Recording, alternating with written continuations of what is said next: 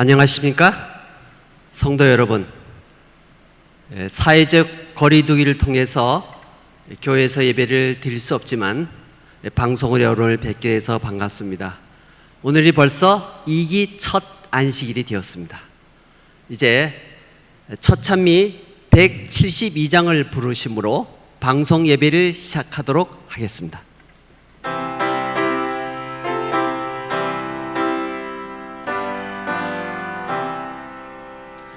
나의 기쁨 나의 소망 되시며 나의 생명이 되신 주 밤낮 불러서 찬송을 드려도 늘 아쉬운 마음 뿐일세.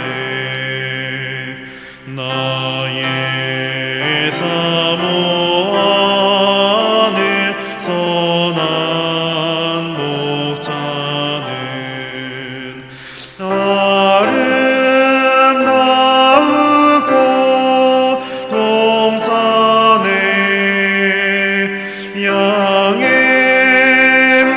무리와 함께 오셔서 기쁨을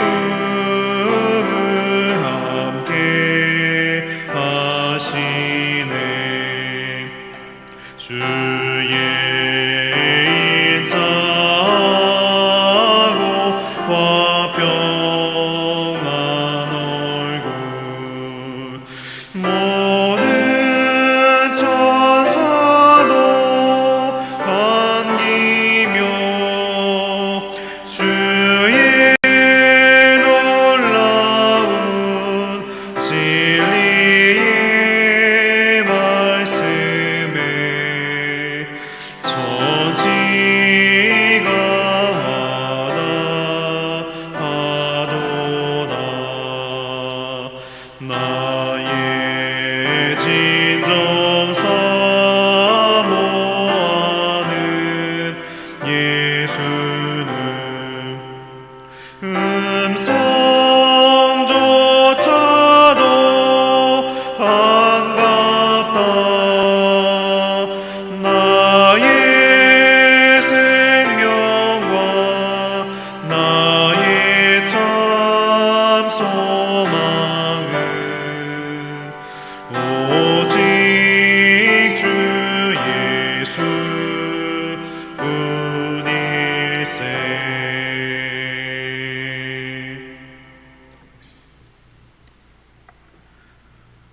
마태복음 25장 26절로 30절 말씀입니다. 그 주인이 대답하여 이르되 악하고 게으른 종아, 나는 심지 않은 데서 거두고 해치지 않은 데서 모으는 줄로 내가 알았느냐? 그러면 내가 마땅히 내 돈을 취리하는 자들에게나 맡겼다가 내가 돌아와서 내 원금과 이자를 받게 하였을 것이니라 하고, 그에게서 그 한 달란트를 빼앗아 10달란트 가진 자에게 주라. 무릇 있는 자는 받아 풍족하게 되고 없는 자는 그 있는 것까지 빼앗기리라. 이 무익한 종을 바깥 어두운 데로 내쫓으라. 거기서 슬피 울며 이를 갈리라 하니라. 하늘에 계신 우리 아버지, 생명 주심에 감사합니다. 그날 갈 바를 모르고 걷던 아브라함도 그랬을까요? 전인미답, 진공상태, 낯설고 두렵습니다. 아버지, 저희들 손을 붙잡아 주시옵소서. 그 어느 날 폭풍 속에서 잠잠하라 명하신 주님, 부르짖는 저희들의 기도를 들어 주시옵소서. 이 광풍을 잠재워 주시옵소서. 그동안 하나님 없이도 스스로 만족했습니다. 만문을 교회까지 끌어들였습니다. 조급한 기도는 하나님을 요술 램프처럼 필요할 때만 문지르고 말았습니다. 자기 십자가는 내려놓고 영광만 가로챘습니다. 내 교회, 내 나라, 내 가족, 내 것만 살폈습니다.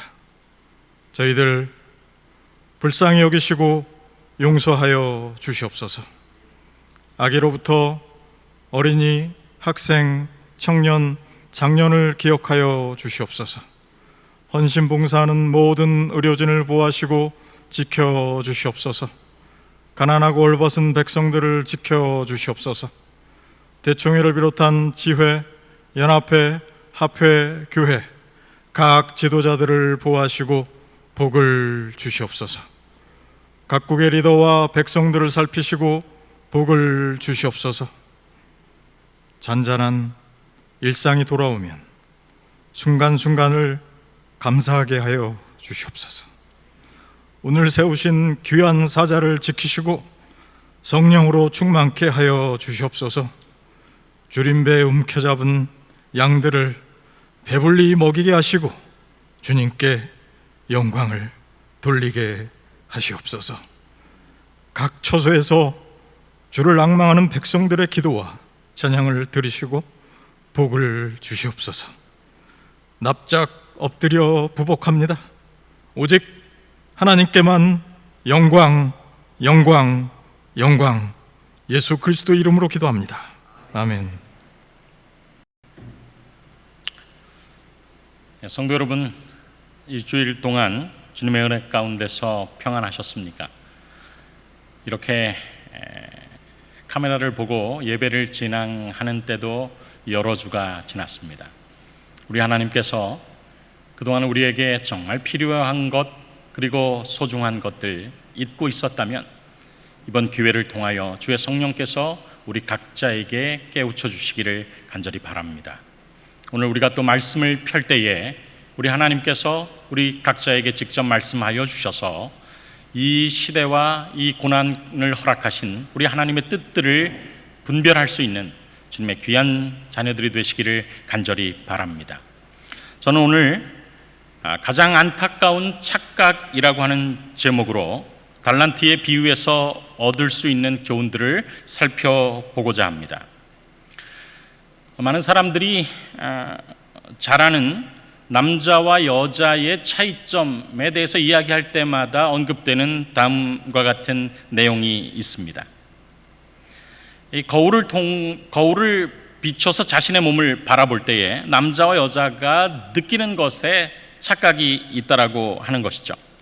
여자들은 보통 실제보다 자신이 더 뚱뚱하다라고 생각합니다. 착각이죠. 그러나 남자들은 보통 실제보다 더 근육질이라고 생각하는 경향이 있다라고 합니다. 자신의 몸을 거울에 비칠 때 남자와 여자가 실제보다 다른 착각을 하게 되는 것이죠. 이런 착각은 그냥 웃어 넘길 수도 있는 착각이 되겠습니다. 그러나 성경은 오늘 우리에게 가장 안타까운 착각, 그리고 그 착각으로 인하여서 우리의 영원한 생명이 좌우되는 착각에 대해서 말씀하고 있습니다. 우리는 지난주부터 예수님의 재림을 앞에 두고 예수님께서 직접 어떻게 재림을 준비할까를 설명한 마태복음 25장의 비유들을 살피고 있습니다. 왜냐하면 구체적인 준비가 없는 징조는 우리에게 어쩌면 막연한 흥분 그리고 불안과 공포를 초래할 수 있습니다. 그러나 우리가 예수님 안에서 구체적으로 준비한다면 우리가 당하는 여러 가지 어려움 속에서도 신뢰와 평안을 누릴 수 있기 때문에 그런 것입니다. 우리가 지난주부터 살펴보는 마태복음 25장에 나오는 세 비유는 공통점이 하나 있습니다. 그것은 세 비유가 모두 착각에 대해서 말해주고 있다라고 하는 것입니다. 첫 번째 비유는 열천의 비유는 준비되지 않았지만 난 준비되어 있다라고 착각하는 처녀들에 대해서 우리에게 이야기해주고 있습니다. 오늘 우리가 살펴볼 두 번째 비유는 난 나눠주고 있지 않지만, 나는 장사를 하고 있지 않지만 난 나눠주고 있다라고 착각하는 종에 대해서 우리가 살펴볼 것입니다. 다음 주 안식일에 살펴볼 마태복음 25장의 양과 염소의 비유는 나는 사랑하고 있지 않지만 나는 사랑하고 있다라고 착각하는 한 무리의 사람에 대해서 우리가 살펴볼 것입니다. 이런 착각들이야말로 가장 안타까운 착각인 것입니다. 왜냐하면 자신의 몸을 거울에 비친 몸을 바라볼 때의 착각은 어쩌면 웃음으로 끝날 수 있지만 이런 착각은 우리의 영원한 생명을 좌지우지할 수 있는 착각이기 때문에 그런 것입니다. 그러면 오늘 우리는 마태복음 25장에 나오는 두 번째 비유, 달란트의 비유를 통해서 우리의 운명을 결정하는 가장 안타까운 착각에 대해서 성경이 우리에게 어떻게 이야기하는지를 살펴보겠습니다. 마태복음 25장의 두 번째 비유는 성경에 이렇게 기록되어 있습니다. 제가 이해하기가 쉬운 현대인의 성경 버전으로 봉독해 드리겠습니다. 또 하늘나라는 여행을 떠나면서 종들을 불러 자기 재산을 맡긴 사람과 같다. 주인은 각 사람의 능력에 따라 한 사람에게는 5달란트를, 또 한 사람에게는 2달란트를, 다른 한 사람에게는 1달란트를 각각 맡기고 여행을 떠났다. 5달란트 받은 사람은 곧 가서 그곳으로 장사하여 5달란트를 더 벌었고, 2달란트 받은 사람도 2달란트를 더 벌었다. 그러나 1달란트 받은 사람은 가서 땅을 파고 주인의 돈을 묻어두었다. 오랜 후에 주인이 돌아와 그들과 셈을 하게 되었다. 5달란트 받은 사람이 5달란트를 더 가지고 와서 주인님, 제가 5달란트를 맡기셨는데 보십시오, 5달란트를 더 벌었습니다 하고 말하였다. 2달란트 받은 사람도 와서 주인님, 제게 2달란트를 맡기셨는데 보십시오, 2달란트를 더 벌었습니다 하고 말하였다. 그래서 주인은 잘하였다, 착하고 충실한 종아, 내가 작은 일에 충실하였으니 내가 너에게 많은 일을 맡기겠다. 너는 주인의 기쁨에 참여하여라 하였다. 그때에 1달란트 받은 사람은 와서 주인님, 나는 주인님이 아무 수고도 하지 않고 남의 심고 뿌려놓은 것을 거둬들이는 지독한 분이라고 알았습니다.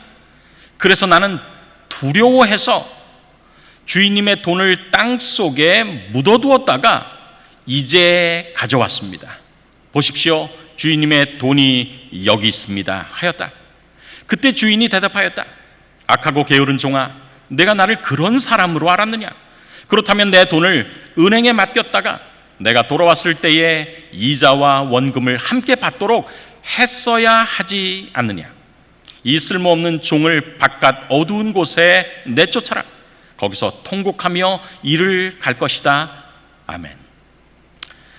여러분, 마태복음 25장의 달란트의 비유를 우리가 살펴볼 때 그 착각에 대해서, 운명을 가로지르는 착각에 대해서 살펴볼 때 우리는 이 말씀 가운데서 어떤 교훈을 얻을 수가 있겠습니까?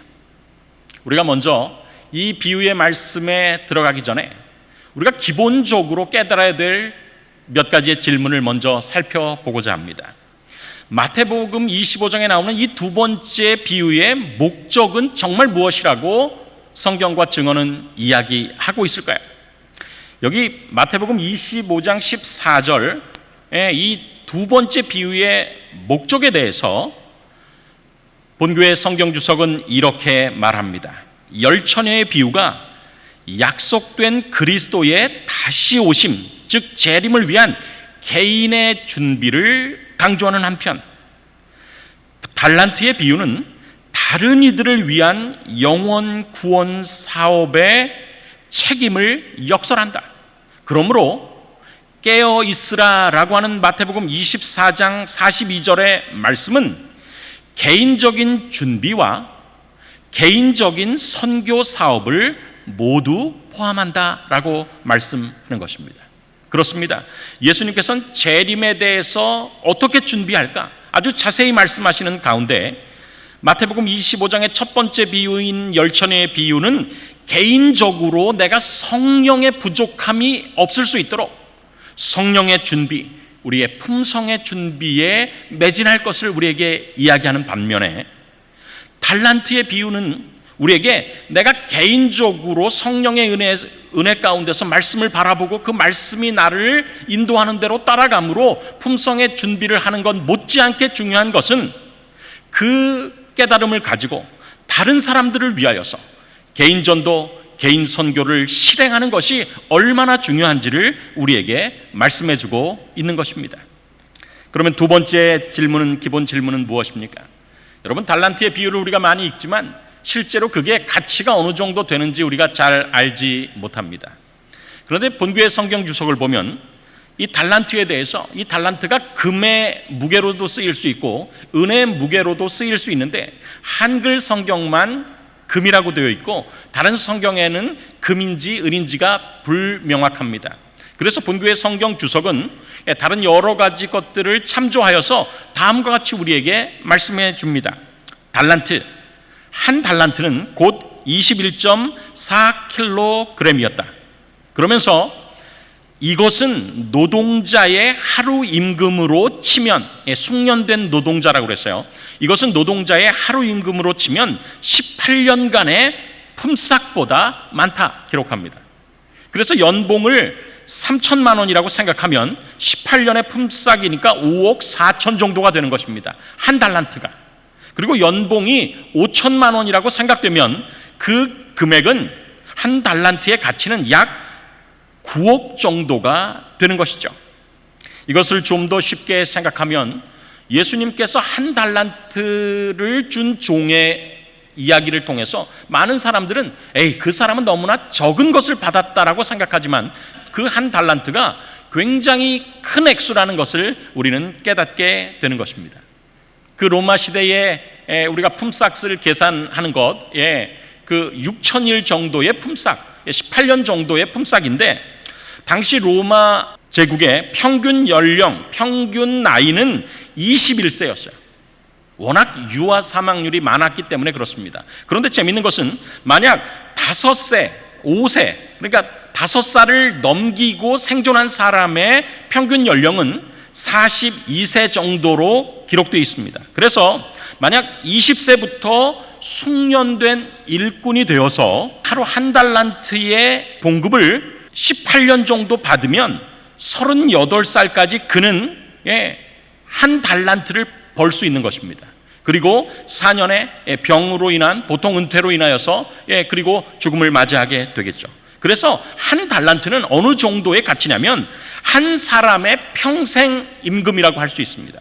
그렇다면 2달란트는 부부의 일한 평생 임금이라고 할 수 있고 5달란트는 5인 가족이 최선을 다하여 평생도록 일할 때에 받을 수 있는 금액이라고 하는 사실을 우리가 유추할 수가 있는 것입니다. 그렇다면 이런 기본적인 지식을 가지고 우리가 이 마태복음 25장 두 번째 비유에서 나오는 안타까운 착각 3가지에 대해서 함께 살펴보겠습니다. 마태복음 25장 달란트의 비유가 우리에게 주는 아주 중요한 착각에 대한 교훈. 첫 번째 착각은 달란트의 비유는 나와는 아무 상관이 없는 비유라고 하는 것입니다. 그것은 달란트를 받은 몇 사람들을 위한 기별이지 오늘 나처럼 정말 평범하고 아무것도 가진 것이 없는, 갖춘 것이 없는 나와 같은 사람에게는 상관이 없다라고 하는 생각이 큰 착각이라고 하는 사실을 오늘 말씀을 통해서 깨닫게 되기를 바랍니다. 많은 사람들은 달란트의 비유는 나와는 상관없다라고 생각합니다. 그러나 여기 성경에 있는 말씀을 보면 하늘나라는 여행을 떠나면서 종들을 불러 자기 재산을 맡긴 사람, 이 비유에 나오는 이 사람은 주인은 예수님이시죠. 예수님께서 이 비유를 하시고 곧 승천하셨습니다. 그런데 그 예수님에 의해서 달란트를 맡아서 장사할 사람들은 누굽니까? 그의 종을 다 부른 것입니다. 그리고 모든 종들에게 달란트를 나누어 준 것입니다. 어떤 사람도 예외가 될 수 없었던 것이죠. 우리는 달란트의 비유를 통해서 나와 상관없기를 바랬던 한 달란트 받았던 그 한 종의 경험을 통해서 예수를 믿음으로 그분의 종이 된 모든 그리스도인과 그 달란트가 역설적으로 상관이 있음을 우리는 발견하게 되는 것입니다. 여기 실물교훈에는 이런 말씀이 있어요. 모든 사람은 다 이 무한한 값으로 산 자들이다.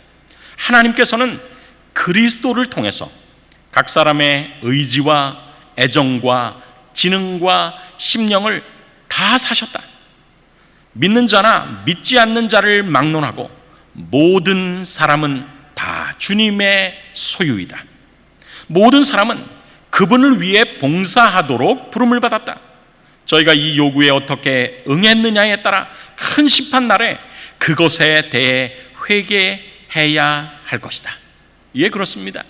달란트의 비유는 나와 상관이 없다라고 생각하는 사람들에게 실물 교훈에 있는 말씀은 모든 사람은 우리가 주님의 핏값으로 주님의 종이 되었고, 그리고 하나님께서는 내가 가진 모든 선천적인 후천적인 재능들을 다 같이 사셨다라고 이야기하는 것이죠. 그래서 우리는 주님의 소유일 뿐만 아니라 우리가 가지고 있는 모든 것으로 주님의 날의 촉진을 위해서, 주님의 날이 가깝게 하기 위해서 우리가 최선의 노력을 하느냐 안 하느냐에 따라서 큰 심판 날에 그것에 대해서 우리가 회개해야 될, 이 종들이 주인이 돌아왔을 때 회개한 것처럼 우리도 주님 앞에 회개해야 될 운명의 때가 다가온다라고 하는 사실을 우리 모두가 기억해야 하는 것입니다.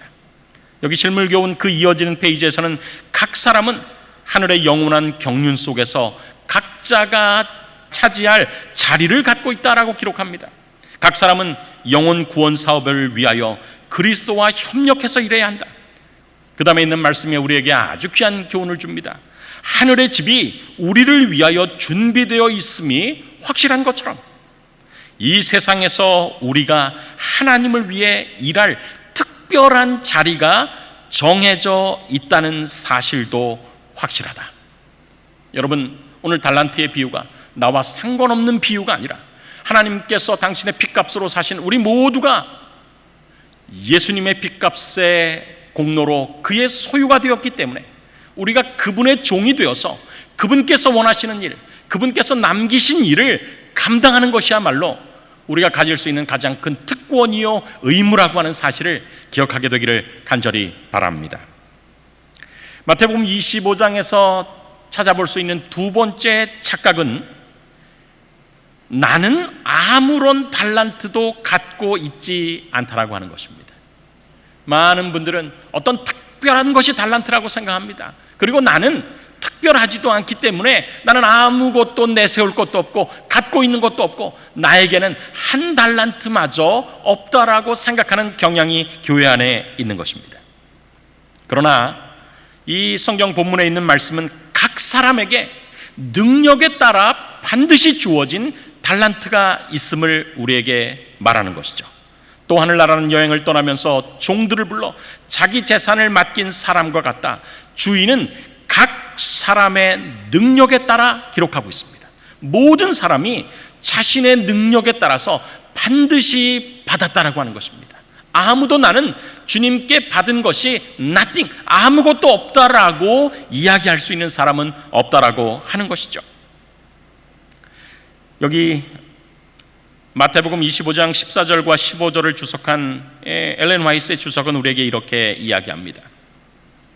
모든 사람에게 개인적인 선물을 하나님이 주셨는데 그것을 우리는 달란트라고 한다. 이 달란트는 특정한 사람들에게 국한된 것으로 생각하는 사람이 덜어 있다. 그러나 하나님은 각 사람에게, 여러분과 저를 포함한 아무리 나는 가진 것이 없다라고 생각하는 그 사람까지라도 포함한 각 사람에게 어떤 특별한 재능을 주셨으며 이로 인하여 각 사람은 하나님께 책임을 져야 할 것이다.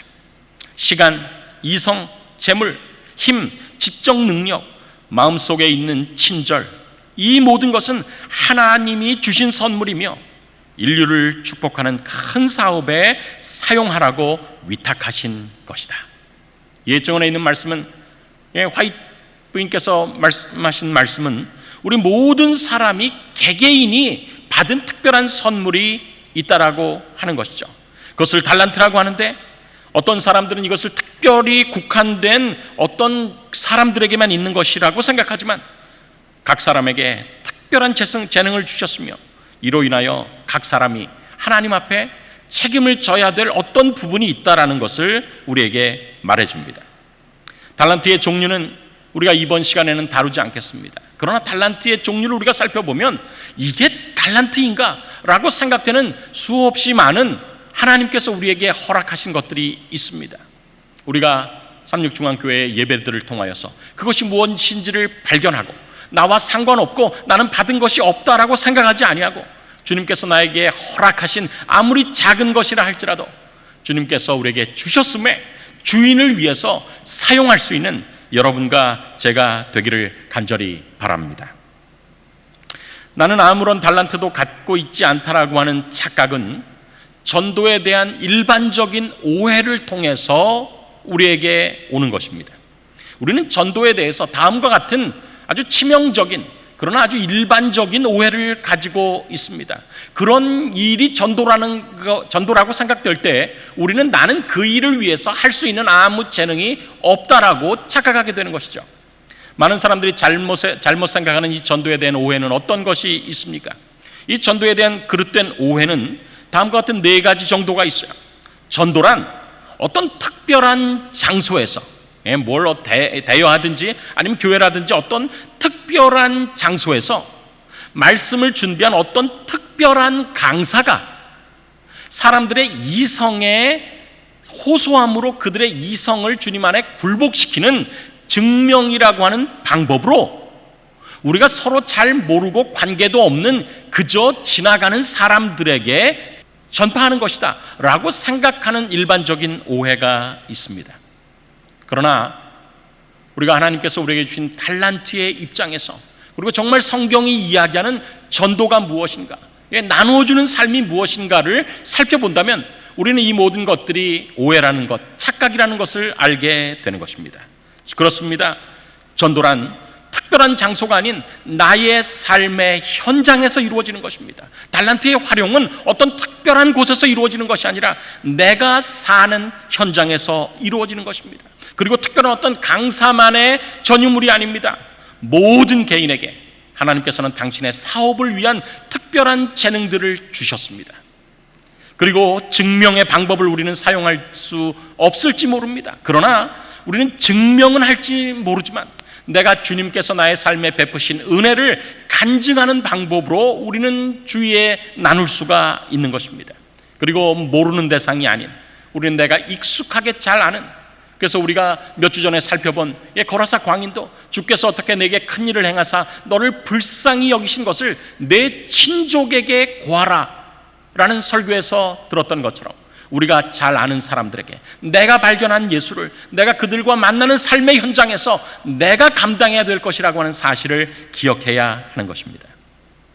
저는 마크 피니 목사님을 아주 존경합니다. 왜냐하면 그분은 목사님이시면서도 그 바쁜 와중에서도 전도에 아주 힘쓰시는 목사님이시기 때문에 그래요. 그런데 이 목사님께서 나는 아무것도 나눌 수 없다라고 생각되는 사람들을 위한 이 전도 세미나를 하시면서 아주 귀하고 재미있는 예화를 드셨습니다. 제가 그 영상을 좀 보여드리기를 원합니다. 마크 피니 목사님이 브라질에서 전도회를 진행할 때 브라질의 합회장님께서 정말 전도 챔피언 1200명을 인도한 전도 챔피언을 소개해 주시고 그 전도 챔피언에게서 비결을 듣는 것이 마크 피니 목사님에게 굉장한 감동이 되었어요. 그 감동을 청중들과 나눴던 것입니다. 우리가 이 영상을 살펴보면서 이 감동을 우리가 함께 나누게 되기를 간절히 바랍니다. 제가 브라질에서 브라질의 도시 이곳저곳을 다니며 전도회를 인도하고 있을 때 그곳 대회장이 제게 말했습니다. 목사님, 리몬을 꼭 만나보셔야 합니다라고요. 왜 제가 리몬을 만나라고 했는지 알게 되실 것입니다. 리몬은 우리 대회에서 가장 많은 영혼을 인도한 신자입니다. 그가 개인적으로 인도한 영혼이 1200명이나 됩니다. 그래서 저는 리몬을 만나러 갔습니다. 제가 그를 만났을 때 그와 눈높이를 맞추기 위해 무릎을 꿇어야 했습니다. 리몬은 난장이었습니다. 그의 키는 제 허리 정도밖에 안 되었습니다. 제가 서서 그를 내려다보면 목이 뻣뻣해질 정도였습니다. 리몬은 아마 40대 정도의 남성인데 개인적으로 1200명을 예수님께로 인도한 사람입니다. 제가 리몬의 방법을 여러분들에게 가르쳐 드리겠습니다. 아주 쉽습니다. 제일 첫 번째로 미소를 짓는 것입니다. 연습해 보십시다. 좋습니다. 두 번째는 이렇게 하는 것입니다. 이렇게 미시간주 사람들은 좀 보수적인 것을 제가 압니다. 이렇게 해요. 제가 지금 어떻게 영혼을 구원하는지 가르치는 것입니다. 첫 번째로 크게 웃고 그 다음에 이렇게 합니다. 오케이? 그 다음에 이렇게 합니다. 오케이, 연습해 보십시다. 처음에 웃고 그 다음에 이렇게 하고 그 다음에 이렇게 합니다. 그래서 제가 리몬 그게 뭐 하는 겁니까? 라고 물으니 그는 처음에 웃고 그 다음에 이렇게 하고 그 다음에 이렇게 하면 1200명의 영혼을 구하는 것입니다 라고 답하는 겁니다. 목사님, 이것은 비디오를 집어넣는 동작이고 이것은 비디오 스위치를 켜는 동작입니다. 그는 말하기를 저는 한 번도 설교해 본 적이 없습니다. 대회장이 목사님에게 저를 만나도록 소개한 것은 제가 목사님의 설교 비디오를 사용하기 때문입니다. 저는 사람들을 보고 미소를 크게 지은 다음 7명, 8명, 10명, 12명을 우리 집에 초청하여 비디오를 끼워놓고 스위치를 켜면 목사님이 설교하시는 것이고 끝난 다음에 필립 목사님이 말씀하신 대로 예수님을 받아들일 사람들은 손을 들라고 호소합니다. 제가 그렇게 해서 1200명을 예수님께 인도한 것입니다. 이렇게 할 수 있습니까? 이렇게 할 수 있습니까? 하나님께서는 여러분이 산 비디오를 가만 놔두어서 먼지만 앉게 하거나 아직 듣지도 않은 채 놔둔 것 위에 축복하실 수 없으십니다. 여러분, 우리의 마음속에 감동이 있지 않습니까? 브라질에 사는 40세 정도 된 난장이 리몬의 이야기입니다. 그는 정말 우리가 객관적으로 보기에 달란트가 없어 보입니다. 그러나 그의 마음속에 주님을 향한 열심이 있었습니다. 비록 주님께서 나에게 허락하신 것이 아무리 작을지라도 나는 이것을 통해서 주님의 사업에 동참하고 싶다. 그럼 내가 할 수 있는 것이 무엇인가? 리몬은 고민했을 것입니다. 그리고 마크 피니 목사님의 설교 테이프를, 이게 오래전 이야기이기 때문에 비디오 테이프를 그가 가질 수 있었습니다. 그리고는 사람들에게 미소를 띠고 그의 집으로 초청했습니다. 그리고는 비디오 테이프를 넣고 그리고 스위치를 누른 다음에 미소와 함께 다 들은 다음에 호소한 것입니다. 여러분들, 우리 마크 피니 목사님의 설교에 따라서 여러분의 생애를 주님께 바치기를 원하시는 분은 손들어 주시겠습니까? 여러분, 이런 단순한 방법으로 1200명이나 되는 사람이 예수 그리스도를 개인의 구주로 영접한 것입니다. 많은 사람은 하나님께서 나에게 아무런 달란트를 주시지 않았기 때문에 나는 하나님의 사업을 위해서 마음은 있어도 할 수 없다라고 핑계댑니다. 그러나 마태복음 25장의 두 번째 비유가 우리에게 주는 가장 치명적인 착각은 나는 아무것도 갖고 있지 않기 때문에 주님께 드릴 것이 아무것도 없다라고 하는 착각이라고 하는 사실을 우리에게 가르쳐 주는 것입니다. 그렇습니다. 리몬이 할 수 있었다면, 40세 먹은 브라질의 난쟁이 리몬, 객관적으로 부족한 사람이 그렇게 1200명을 주님께 이끌었다면 우리도 주님께서 우리에게 힘을 주시고 나의 달란트를 주님과 같이 힘을 합쳐서 사용할 때 주님께서 우리를 통하여 역사하시는 놀라운 경험을 우리 교회를 통해서 올 한 해 우리의 삶 속에서 경험하게 되기를 간절히 바랍니다. 저는 나는 아무것도 가지고 있지 않기 때문에 아무것도 할 수 없다라고 하는 생각을 가진 사람들에게 우리가 할 수 있는 것들을 이렇게 생각해 보면 아주 좋다라고 생각합니다. 우리가 세상에 있는 전도의 방법은 정말 수만 가지가 있을 수 있어요. 그러나 나눠본다면 방법은 3가지의 방법으로 크게 분류될 수가 있습니다. 첫 번째는 보내는 전도입니다. 이 보내는 전도의 특징은 만나지도 않고 대화하지도 않는다는 것입니다. 나는 내가 가진 달란트가 가장 적다라고 생각하는 사람들이 활용할 수 있는 아주 좋은 방법들입니다. 이 방법에는 문자를 보내거나 카톡을 보내거나 SNS를 통해서 시조를 보내고 가정과 건강을 보내고 우편과 소포를 통하여서 우리는 만나지도 않고 말도 하지 못하지만 수줍은 사람이라도 또 말을 잘 못하는 사람이라도 하나님을 위해서 전도에 내가 도구로 사용될 수 있는, 내가 택할 수 있는 방법이 있다는 것을 알게 되는 것입니다. 우리가 아무것도 가진 것이 없다라고 생각하는 분들은 이곳에서 시작하게 되기를 바랍니다. 보내는 전도 누구든지 할 수 있습니다. 그런 다음에는 우리는 사도 베드로처럼 그리스도의 은혜와 저를 아는 지식 가운데서 자라나게 될 것입니다. 자라나게 될 때 우리는 더 높은 차원의 전도를 하고 싶은 용기가 생길 것입니다. 그때 우리가 감당할 수 있는 것은 무엇입니까? 그때 우리는 행하는 전도를 감당할 수 있을 것입니다. 드디어 만남은 같습니다. 그러나 대화는 할 수가 없을 수도 있어요. 여기서 대화는 예수님의 사랑에 대해서 이야기할 수 없을 수도 있다라고 하는 의미입니다. 그렇지만 우리는 그분들의 마음속에 저 사람이 도대체 누구인데 나에게 와서 이런 봉사를 할 수 있는가에 대해서 생각하면서 감동을 하게 될 것입니다.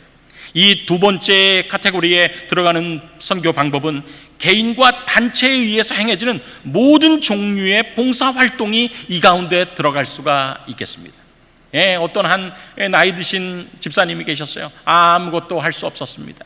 그런데 시간은 많고 그렇지만 전도할 수 있는 방법은 없었어요. 그가 하나님께 기도했습니다. 그런데 하나님께서 그에게 있는 달란트를 알려주셨어요. 그것은 무엇인가? 시루에다가 콩나물을 키우는 것이었습니다.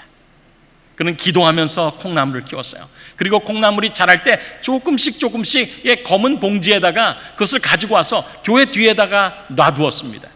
그리고 이야기한 것입니다. 여러분, 이것은 비록 볼품은 없지만 농약이 들어가지 않고 기도로 키운 콩나물입니다. 여러분이 가실 때에 이것을 내가 꼭 누구에게 전달해 주면 정말 좋겠다라고 생각되는 분에게 전달하실 마음이 있으면 여러분이 콩나물을 가지고 가서 활용하게 되시기를 바랍니다. 그렇습니다. 우리는 나만이 할 수 있는 어떤 달란트가 있습니다.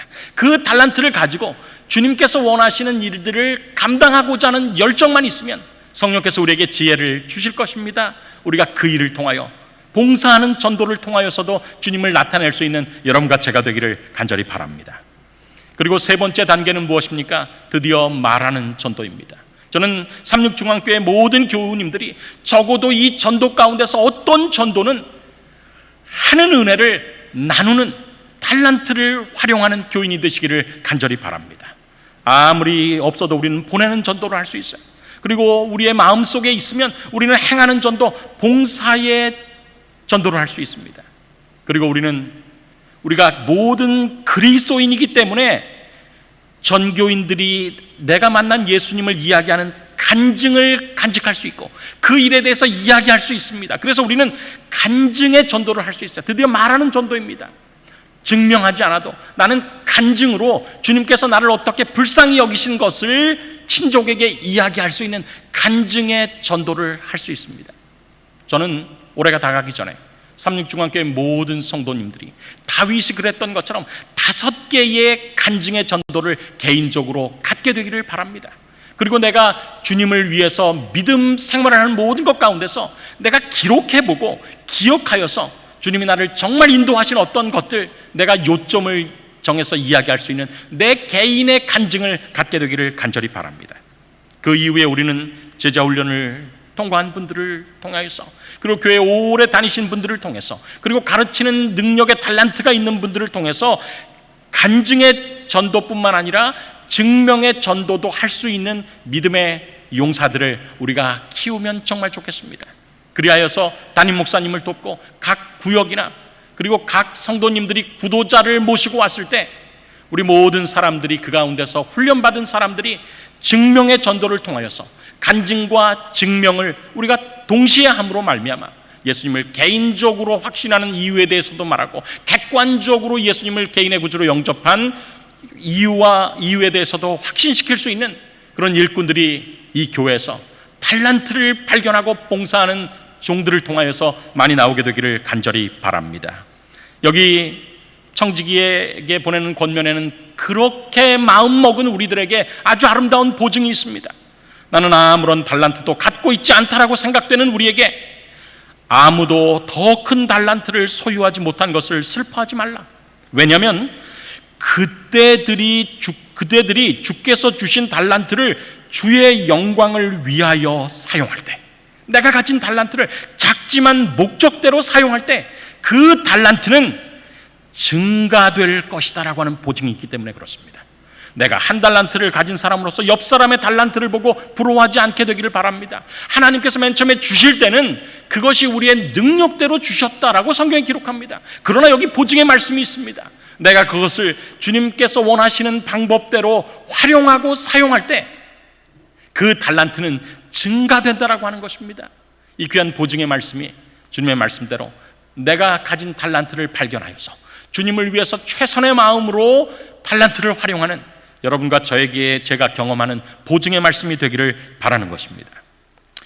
마지막으로 본문의 성경이 우리에게 가르쳐주는 가장 안타까운 착각 세 번째 것은 주인의 품성에 대한 착각입니다. 여러분, 이 모든 것들이 도대체 왜 일어났는가?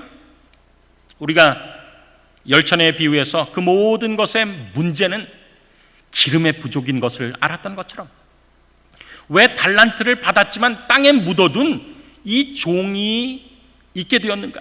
그것은 주인의 품성에 대한 착각이었기 때문임을 우리는 알게 되는 것입니다. 여기 본문을 다시 한번 살펴보겠어요. 그런데 한 달란트 받은 사람은 와서 주인님, 나는 주인님이 아무 수고도 않고 남이 심고 뿌려놓은 것을, 그러니까 주인님은 멀리 가면서 자기 돈 주면서 장사한 그 모든 것을 당신이 다 뺏어갈 그런 지독한 분이라고 알았습니다. 품성에 대한 오해가 있는 것입니다. 지독한 분으로 알았어요. 그래서 나는 두려워서 그 지독한 분으로 안 것은 다음 단계로의 신앙의 저하를 초래했습니다. 그것은 무엇인가? 주인을 두려워하게 된 것입니다. 그리고 두려워한 것 때문에 땅에 결국 묻게 된 것입니다. 이것이 왜 일어났습니까? 이 악하고 무익한 종이라는 선고가 왜 일어났습니까? 주인의 품성을 오해한 것입니다. 그리고 셈하는 날, 여기 당신의 것이 있습니다. 이거 가지고 가십시오. 여러분, 주인은 달란트가 부족하지 않습니다. 예수님은 세상의 모든 금과 은이 다 당신의 것이라고 이야기하십니다. 주님께서 어떤 재능이 없으셔서 우리의 재능을 요구하시겠습니까? 그렇지 않습니다. 주님께서는 그 달란트를 활용하는 것이 결국 나를 위한 것임을 우리에게 이 비유를 통하여 깨닫게 되기를 원하십니다. 주님에 대한 품성의 오해가 두려워함을 낳고, 그 두려워하기 때문에 땅에 묻어두는 이 막연하게 재림을 두려워하는 사람들의 준비와 같지 아니하고, 주님께서 우리에게 얼마를 주셨든지 그 가운데서 주님께 감사하고, 그리고 두려워하지 않고 감사하고 주님을 사랑하여서 땅에 묻지 않고 사람들에게 나눌 수 있는, 그리고 나눔으로 주님의 칭찬을 경험하는, 그리고 그 칭찬이 결국 나에게 주어지는 선물임을 깨닫게 되는 우리 모두가 되기를 간절히 바랍니다. 여기 그 한 달란트 받은 사람은 이 다른 성경 번역에 보면 주인을 무서운 분이라고 표현하고 있어요. 엄격한 분이라고 이야기합니다. 굳은 사람이라 이렇게 표현하기도 해요. 그리고 매정한 분이라고 이야기를 합니다. 그러나 여러분, 이 달란트를 이 종에게 주고 간 주인이 그런 사람이었습니까? 그렇지 않습니다. 여기 복음전도 363페이지에 보면 주인에 대한 품성의 착각에 대한 효과적인 그것이 잘못됐다라고 하는 증언의 말씀이 이렇게 되어 있어요. 이 달란트의 활용은 결과가 보장된 사업이라고 하는 것입니다. 결과가 보장되어 있다. 여기 본문에 여기 그 복음전도 363페이지를 읽습니다. 각 개인은 노력하여 사람들과 접근해야 한다. 각 개인이 노력하여 사람들과 접근해야 한다. 만일 설교를 적게 하고, 다른 사람들에게 이치로 따지는 것입니다. 여기 그런 의미입니다. 이치로 가지고 따지는 일을 적게 하고 개인적인 봉사를 통해서 정을 더 많이 나눈다면, 개인 봉사를 더 많이 했더라면 더 많은 결과를 거두었을 것이다. 가난한 사람을 도와주고 병든 자들을 돌보며 슬픔 당한 자를 위로하며 무지한 자를 가르치며 경험이 없는 자들을 권고하여야 한다. 우는 자들과 함께 울어주고 기뻐하는 자들과 함께 기뻐할 줄 알아야 한다. 그리고 보증의 말씀이 있습니다. 이 일에 권유의 힘과 기도의 힘, 그리고 하나님의 사랑의 능력이 동반할 때에 이 일은 결과가 없지 않을 것이며 그렇게 될 수도 없을 것이다. 결과가 절대로 없지 않을 것이라고 하는 것입니다. 내가 오늘 주의 사랑으로 뿌려진 진리의 씨앗은 반드시 거기에는 열매가 있다라고 하는 사실을 주님께서 우리에게 말씀해 주는 것입니다. 여기 우리가 예언서를 연구해 보면, 계시록을 연구할 때 다음과 같은 두 바벨론의 멸망에 대해서 기록된 것을 우리가 발견하게 돼요. 계시록 14장에는 둘째 천사의 기별에 무너졌도다 무너졌도다 큰 성 바벨론이요 이 나옵니다. 그런데 무너졌다라고 표현하는 것 같은데 그런데 실제로 바벨론이 무너지는 것은 계시록 18장의 늦은 비의 큰 외침에 무너지는 것입니다. 14장에 무너진다라고 이야기를 했는데 18장에 무너진 것입니다. 무엇입니까? 바벨론의 멸망을 예언하시면서 내 백성아 거기로 나오라고 할 때 둘째 천사의 기별을 듣고 그 기별에 따라 산 사람들이 기록된 말씀을 다른 사람에게 적용하지 아니하고 오늘 나의 삶에 적용한 사람들이 그 기별을 전했을 때 그들이 가진 달란트라고 하는 통로를 통해서 전파하고 나누고 장사했을 때 그 일이 계속되다가 14장의 둘째 천사의 기별을 깨닫고 세상에 외친 그 기별은 정말 작은 기별처럼 보였지만 그 기별이 반복되고 그 기별 때문에 그리고 그 기별의 결과로 말미암아 계시록 18장에 늦은 비 성령의 큰 역사가 일어나고 그들이 외쳤기 때문에 그 일들이 결국 바벨론이 멸망된다라고 하는 사실을 우리가 깨닫게 되는 것입니다. 주님께서 우리에게 말씀하실 때 내가 달란트를 깨닫고 주님을 위해서 봉사할 때 아무런 차이가 없는 것처럼 보입니다. 그러나 내가 요한계시록 14장의 둘째 천사의 기별처럼 깨닫고 그 기별을 외쳤다면 내가 성령의 은혜로 나에게 주신 달란트대로 내가 깨달은 기별을 주위 사람들에게 전했다면 주님께서 그 사람을 내가 염려하는 것보다 더 귀히 염려하고 사랑하셔서 주님께서 이 땅에 오실 때 늦은 비 성령의 역사가 온 세상에 충만할 때에 구원받을 모든 사람을 한 사람도 놓치지 않고 이끌어 들으신다라고 하는 놀라운 진리를 우리가 깨닫게 되는 것입니다. 그렇기 때문에 우리가 낭망하지 아니하고 결과가 보장된 사업을 위하여서 우리 개인들의 달란트를 주님을 위해서 활용하게 되기를 바랍니다. 이 품성에 대한 착각에 대해서 성경과 증언은 이것은 기쁨이 보장된 활동이라고 우리에게 말해주고 있는 것입니다. 그 주인이 이르되 잘하였도다 착하고 충성된 종아 내가 작은 일에 충성하였으며 내가 많은 것으로 내게 맡기리니 내 주인의 즐거움에 참여할지어다. 여러분 그렇습니다. 여기 교회 증언 3권 246페이지에 이렇게 기록하고 있어요. 만일 그대가 최후의 승리자가 된다면 그대의 노력, 그대의 자아 부인, 그대의 선한 말, 일관성 있는 그리스도인 생애를 통해서 구원받는 영혼들이 있게 될 것이다. 그리고 저들의 행실에 따라 모든 사람에게 최후의 상급이 나누어질 때 구속받은 영혼들, 우리를 통하여 구속받은 그 영혼들이 그대를 축복받는 이로 부를 것이며 주님께서는 잘하였도다 착하고 충성된 종아 내 주인의 즐거움에 참여할지어다 라고 말씀하실 것이다. 여러분 얼마나 정말 벅차고 감동적인 생각입니까? 우리가 구원을 받았을 때 하늘 유리바닷가에서 모든 사람들을 위한 주님의 잔치가 펼쳐질 때 우리는 나를 이 길로 인도하는 데 영향을 주었던 그 각 사람의 영향력 때문에 내가 이곳에 있다라고 하는 사실로 하나님을 찬양하고 그 사람들에게 감사할 것입니다. 비록 그때는 어떤 사람들이 적은 달란트를 가지고 그저 주님의 말씀을 의지해서 작은 활동을 통해서 하였지만 그러나 그것들이 어떻게 성령의 은혜로 100배나 결실을 맺어서 나 같은 사람에게까지 복음이 전달되고 내가 구원을 받았는지 나에게 복음을 전해줬던 모든 통로에서 그들의 달란트를 활용한 사람들에게 그들이 감사하지 않겠습니까? 우리가 살펴보았던 데가볼리의 첫 선교사 고라사 광인의 이야기를 우리가 살펴보았습니다. 그때에 예수께서 배에 오르실 때 귀신 들렸던 사람이 함께 있기를 간구했다라고 그랬어요. 그러나 예수님은 허락하지 않으셨습니다. 그리고는 그에게 아주 작은 부탁을 하시는 것입니다. 내가 가지고 있는 재능은 네가 나눌 수 있는 달란트는 아주 작은 것이다. 그러나 너만이 가지고 있는 것이다. 너의 경험, 네가 미쳐서 그리고 귀신 들려서 그 무덤 사이에서 했던 그 경험들은 다른 아무 사람도 하지 못한 것이고 그들이 너의 회복된 모습을 통해서 모든 것의 주관자 되시는 하나님 그리고 보내신 자 예수를 발견할 수 있을 거라고 예수님께서 말씀하신 것입니다. 그에게 사명을 주셨어요. 달란트를 나누는 사명입니다. 그리고 그를 돌려보내셨습니다. 그때는 슬픈 듯이 보였어요. 그러나 우리가 이 말씀을 통해서 지난번에 확인한 것처럼 그는 주님의 말씀에 순종하였습니다. 집으로 돌아가 주께서 내게 어떻게 큰 일을 행하사 너를 불쌍히 여기신 것을 내 가족에게 알리라.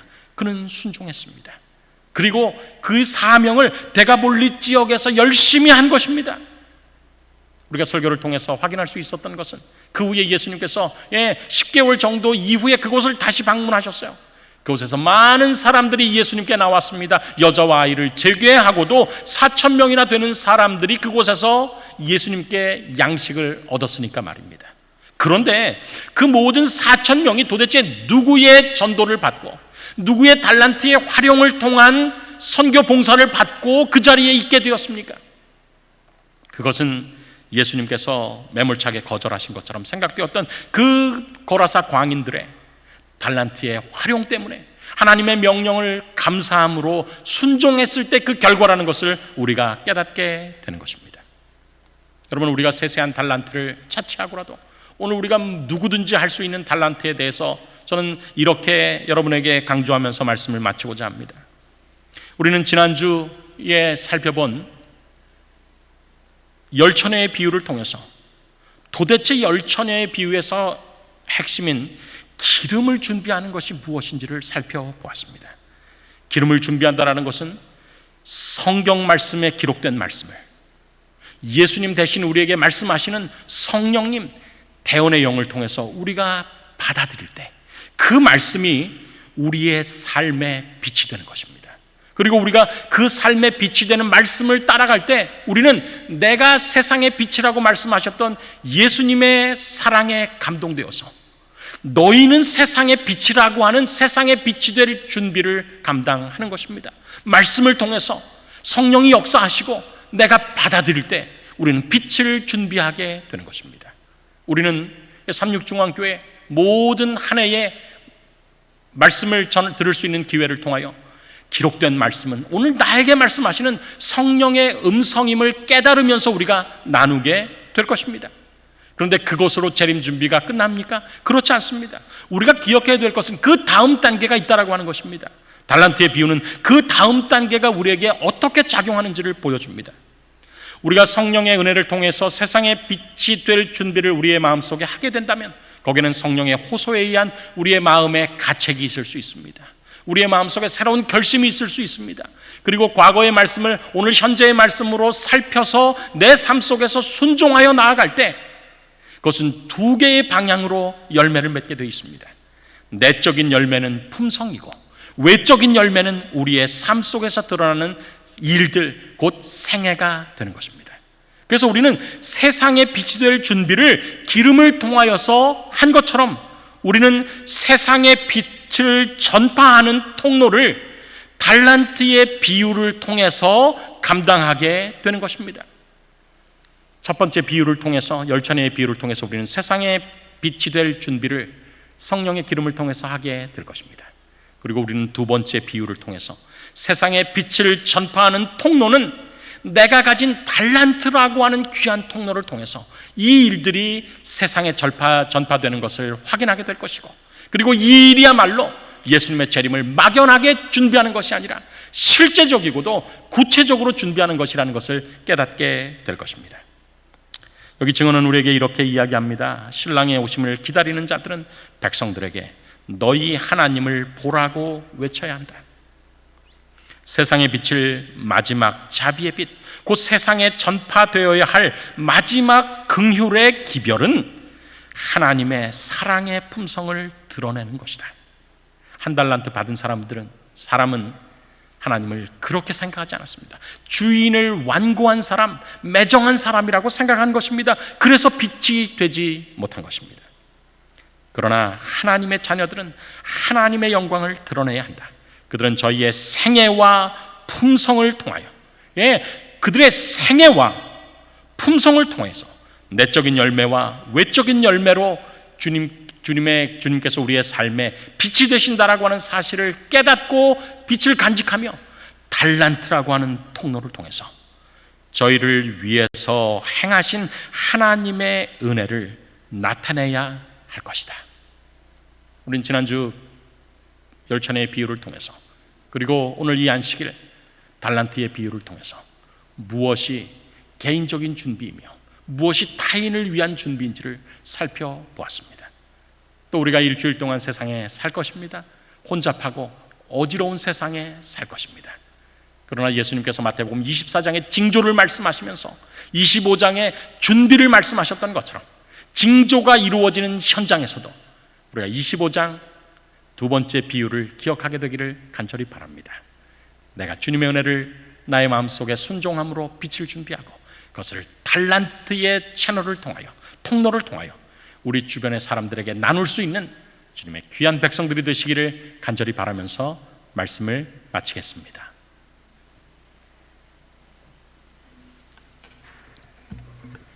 이 시간 헌금 안내를 해드리겠습니다. 헌금은 자막에 나오는 계좌번호로 보내시면 되겠습니다. 11금과 월정 도로가 헌금, 감사헌금, 생일 감사헌금, 또 기타 설교 안교연금도 드려주시기를 바랍니다. 이제 마지막 찬미 272장을 부르고 목사님 기도로 예배를 마치겠습니다.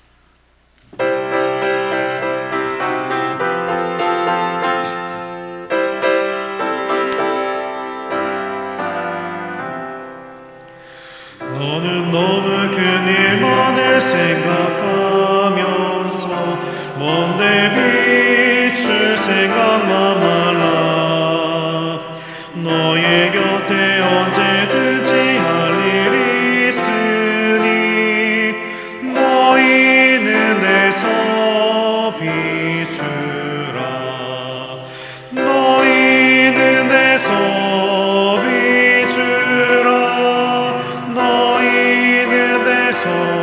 비추라. 죄에 빠진 자를 인도하기 위하여 너희 있는 데서 비추라. 몰려드는 검은 구름을 떠날리고 맡은 일에 열심내어라. 고난 영혼 찬송으로 위로 나누며 너희 있는 데서 비추라. 너희 있는 데서 비추라. 너희 있는 데서 비추라. 죄에 빠진 자를 인도하기 위하여 너희 있는 데서 비추라. 너의 죄를 쓰일 곳을 힘써 찾아서 새벽부터 나가 일하라.